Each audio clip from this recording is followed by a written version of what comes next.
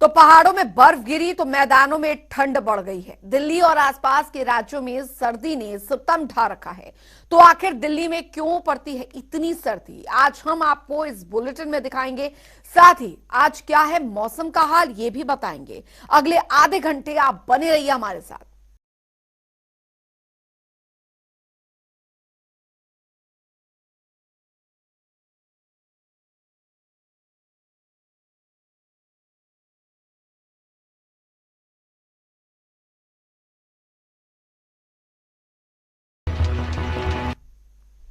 तो पहाड़ों पर बर्फबारी के बाद दिल्ली एनसीआर के शहरों में पिछले कई दिनों से शीतलहर का टॉर्चर जारी है। दिल्ली और हरियाणा के शहरों में सुबह और रात को तापमान में काफी गिरावट दर्ज की गई। साथ ही मौसम विभाग ने अलर्ट जारी कर कहा है कि आने वाले दिनों में दिल्ली और हरियाणा के शहरों में तापमान में और गिरावट दर्ज की जा सकती है।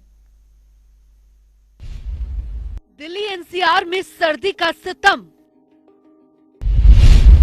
सालों बाद दिखा दिसंबर का असर। क्या जम जाएंगे दिल्ली एनसीआर के शहर? दिल्ली एनसीआर वालों को सताएगी सर्दी। जम गए पहाड़, हर तरफ बर्फ की सफेद चादर। क्या घर, क्या रास्ते, क्या पेड़ पौधे, सब बर्फ से ढक गए। ये तस्वीरें हिमाचल प्रदेश के किन्नौर की हैं, जहां बर्फबारी के बाद सब कुछ जम गया। हिमाचल प्रदेश के अलग अलग जिलों में पहाड़ों पर बर्फबारी हो रही है। पहाड़ों पर बर्फबारी के बाद उत्तर भारत के मैदानी इलाकों में भी सर्दी ने अपने तेवर दिखाने शुरू कर दिए हैं। वैसे तो 1 दिसंबर के शुरू होते ही दिल्ली की सुबह और रातों की ठंड का एहसास होने लग गया था, लेकिन 15 दिसंबर आते आते पारे ने जो गोता लगाया है, दिल्ली एनसीआर में चल रही शीतलहर के बाद मौसम विभाग ने अलर्ट किया है कि आने वाले दिनों में राजधानी दिल्ली में पारा 2 से 3 डिग्री तक पहुंच सकता है और आने वाले दिनों में दिल्ली के लोग सर्दी की जकड़ में होंगे। खास बात यह है कि मौसम विभाग की माने तो दिल्ली एनसीआर के शहरों में तापमान सामान्य तापमान से 4 डिग्री तक नीचे पहुंच सकता है और ऐसी स्थिति को ही शीतलहर कहते हैं। और ऐसे हालात में मौसम विभाग ऑरेंज अलर्ट जारी करता है।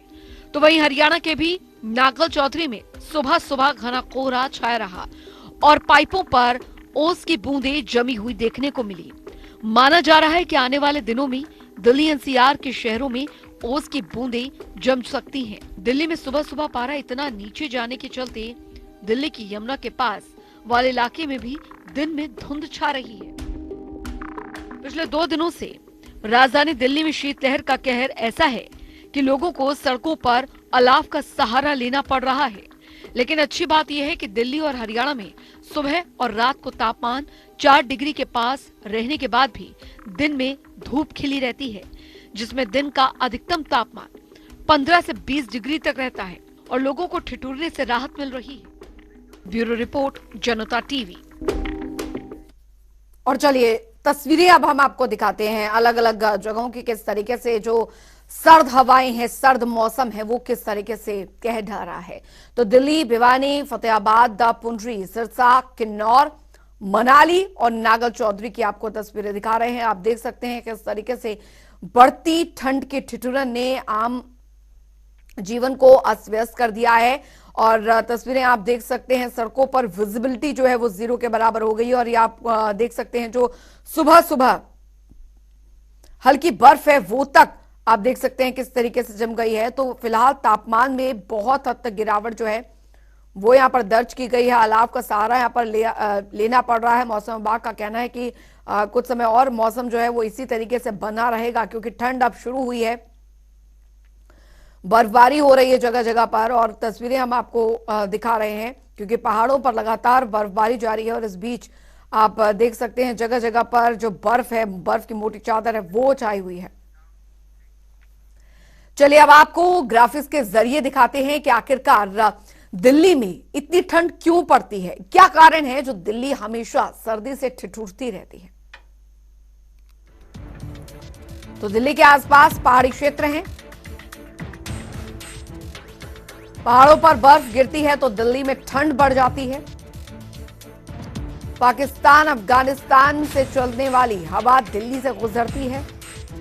नमी के कारण दिल्ली में हल्की धुंध होती है। दिन में धुंध 100 से 300 मीटर ऊपर उठकर हल्के बादल बना लेती है। कोहरे के बादल बनने के चलते धूप जमीन तक नहीं पहुंचती। धूप नहीं पहुंचने के चलते जमीन का तापमान कम होता है।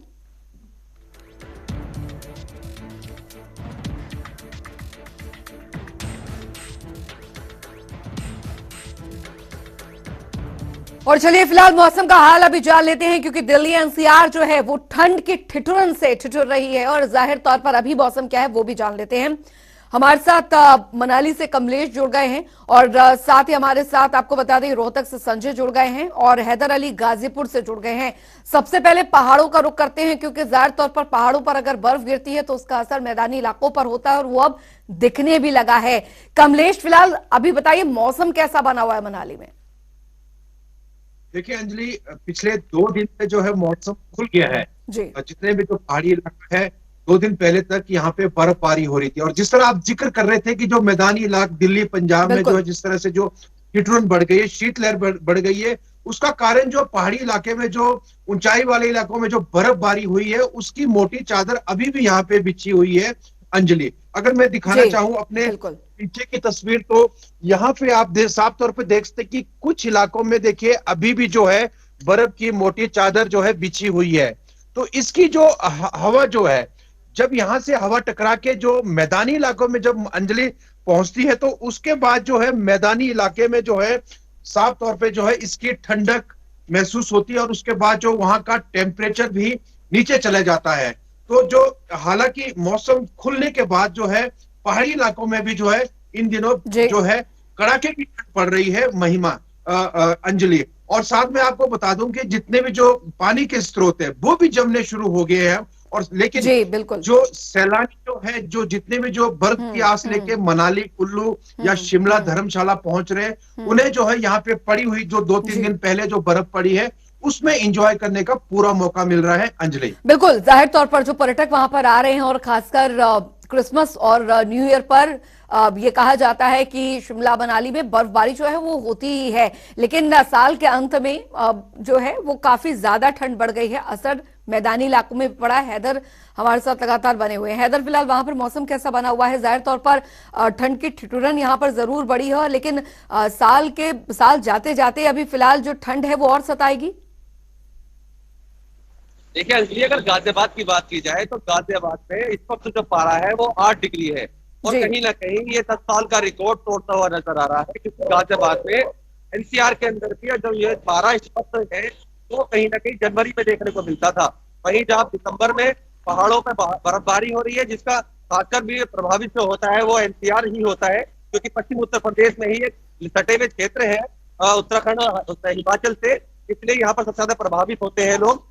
शीतलहर चल रही है गाजियाबाद में, इसको लेकर भी लोगों को काफी परेशानी का सामना करना पड़ रहा है, क्योंकि अब तक लोग जो थे वो प्रदूषण को लेकर तरफ थे, लेकिन अब जब शीतलहर 3 दिन से चल रही है तो लोगों को काफी परेशानी का सामना करना पड़ रहा है। वहीं अंजलि, अगर बात की जाए तो गाजियाबाद नगर निगम की तरफ से अलाव की व्यवस्था की जाती थी, लेकिन रैन बसेरों की व्यवस्था की जाती थी, लेकिन प्रशासन तैयार नहीं था, क्योंकि प्रशासन को पता था कि जनवरी में ही इन चीजों का सबसे ज्यादा जरूरत पड़ती है। लेकिन अब दिसंबर में ही ये चीजें हो रही हैं, प्रकोप जो है लोग झेल रहे हैं, तो कहीं ना कहीं नगर निगम को तैयार नहीं था।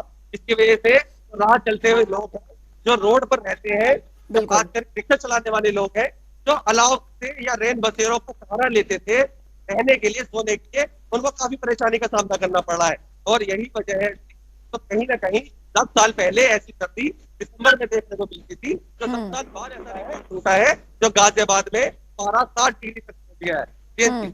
जाहिर तौर पर और ये ठंड जो है वो और बढ़ सकती है, मौसम विभाग का यहाँ पर यही अनुमान है। संजय भी रोहतक से हमारे साथ लगातार बने हुए। संजय, मौसम कैसा बना हुआ है? क्योंकि सर्द हवाओं ने दिल्ली एनसीआर में ठिठुरन इतनी ज्यादा बढ़ा दी है कि अब सुबह के वक्त तो बहुत मुश्किल हो जाता है लोगों का बाहर तक निकलना। बिल्कुल अंजलि, देखिए जब पहाड़ी इलाकों में जब भी बर्फबारी होती है तो मैदानी इलाकों में अपने आप ही जो है ठंड बढ़ जाती है। आपकी अगर बात करें तो आज रोहतक के आसपास का जो इलाका है वहाँ 6 डिग्री तापमान वो पहुंच गया है। हालांकि मिनिमम तापमान की बात करें तो कहा जाता है कि दिल्ली तक जो पहुंचने वाला, और उसके बावजूद लगातार जैसे ही चलती रहेगी तो जो है तापमान में गिरावट आती रहेगी।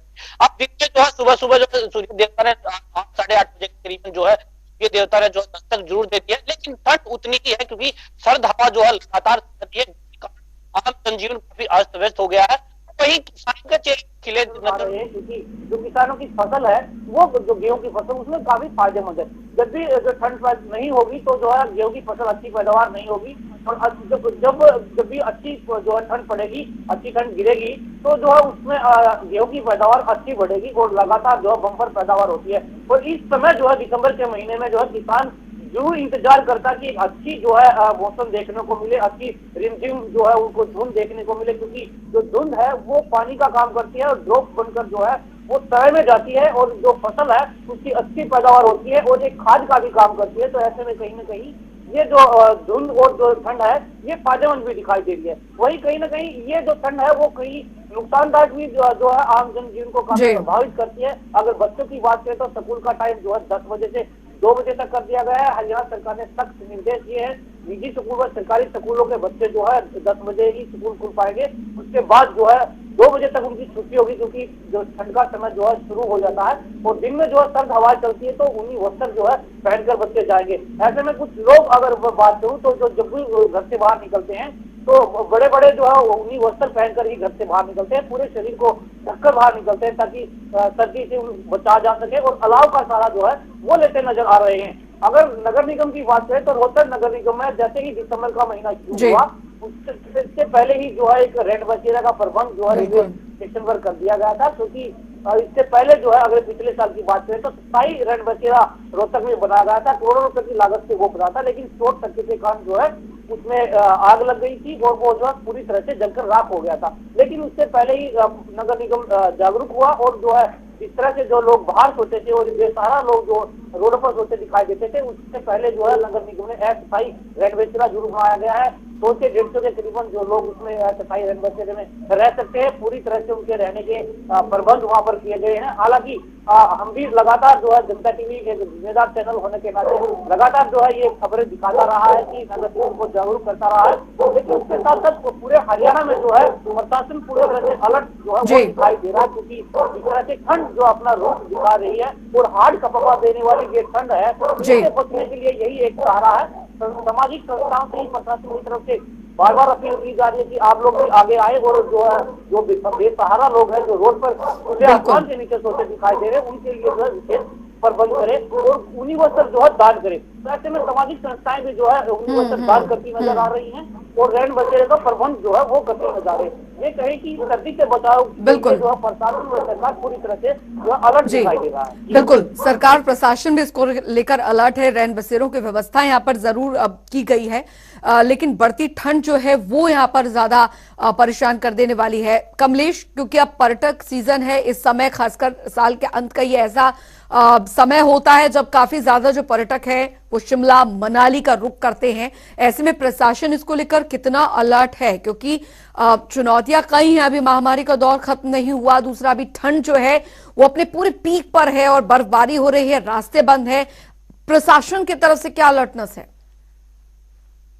देखिए अंजलि, जैसे ही पर्यटकों ने जो है कुल्लू मनाली की ओर या जो धर्मशाला शिमला की ओर जब से आना शुरू किया है बर्फबारी के बाद, उसके बाद जो है यहाँ पे जो है ट्रैफिक जैम की व्यवस्था जो है वो थोड़ी चरमरा जाती है। तो ऐसे में जो है जो सरकार व प्रशासन ने पिछले 2 दिन से ही जो पुलिस के जो अतिरिक्त जवान जो है वो तैनात कर दिए है ताकि जो है ट्रैफिक व्यवस्था जो है सुचारू रूप से चले। और साथ ही साथ जो है जिस तरह से क्रिसमस व जो न्यू ईयर के लिए जो पहाड़ी इलाकों में जो है जो सैलानियों की जो तादाद बढ़ती है, क्योंकि इस बार जो है पहले से ही बर्फबारी होनी शुरू हो गई है। और साथ में आपको मैं बता दूं कि जिस तरह से मौसम विभाग का कहना है कि 23 तारीख के बाद एक बार फिर से जो है वेस्टर्न डिस्टर्ब एक्टिव होने के बाद जो है एक बार फिर से पहाड़ी इलाकों में बर्फबारी होगी। तो ऐसे में जो है जितने जो सैलानी, हालांकि अभी भी काफी तादाद में 70-80% होटल जो है अभी से पैक चल रहे हैं। तो आगे जो है जिस तरह से क्रिसमस व जो न्यू ईयर आ रहा है, तो ऐसे में